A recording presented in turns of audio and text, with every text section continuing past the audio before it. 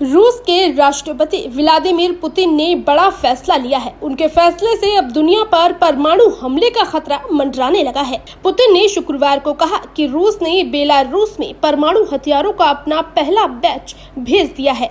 उन्होंने कहा कि बाकी परमाणु हथियार गर्मियों के अंत तक डिलीवर हो जाएंगे। बता दें, यूक्रेन की सीमा से लगे देश बेलारूस में परमाणु हथियार भेजने की योजना के साथ रूस आगे बढ़ रहा है।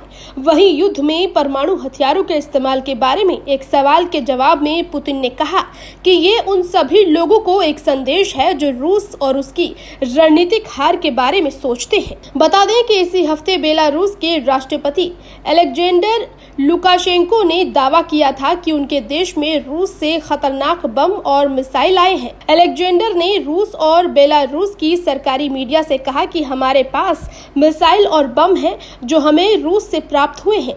जो परमाणु बम हिरोशिमा और नागासाकी पर गिराए गए थे, उनकी तुलना में रूस से आए हथियार 3 गुना अधिक शक्तिशाली हैं।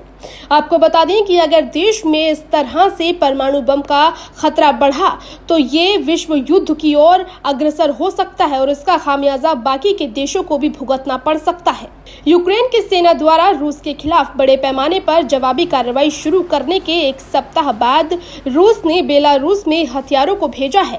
फॉक्स न्यूज की रिपोर्ट के मुताबिक अलेक्जेंडर ने कहा कि हथियार केवल सुरक्षा का काम करेंगे।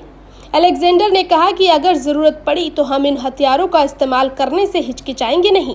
उन्होंने कहा कि हथियारों के इस्तेमाल की मंजूरी के लिए मुझे सिर्फ पुतिन को फोन करने की जरूरत होगी। हालांकि रूसी राष्ट्रपति पुतिन ये साफ कर चुके हैं कि हथियार भले ही बेलारूस में हो, लेकिन इन पर कब्जा रूस का ही रहेगा। उन्होंने कहा कि रूस की एटॉमिक एजेंसी ही हथियारों की देखरेख करेगी। रूस के परमाणु हथियारों को बेलारूस के बॉर्डर पर तैनात किया जाएगा। बता दें कि बेलारूस का बॉर्डर 3 नाटो देशों से लगता है, जिसमें लिथुआनिया, लातविया और पोलैंड शामिल है। इस साल मार्च महीने में रूस में बेलारूस में परमाणु हथियार भेजने की बात कही थी। आपको बता दें कि परमाणु हथियार से अगर युद्ध में कार्रवाई की जाती है तो इसका देश को बहुत ही बड़ा नुकसान हो सकता है और इसके साथ साथ बाकी के जो देश हैं उन्हें भी इन परमाणु बमों का शिकार होना पड़ेगा, जो कि देश के लिए, बल्कि यूं कहें कि किसी भी देश के लिए सही नहीं है। अगर बात हिरोशिमा और नागासाकी की करें तो वहां का जो परमाणु बम के निशान हैं वो आज तक लोगों के दिलों में जिंदा हैं और वहां की जो जनसंख्या है वो आज भी इस परमाणु बम की वजह से ग्रसित है।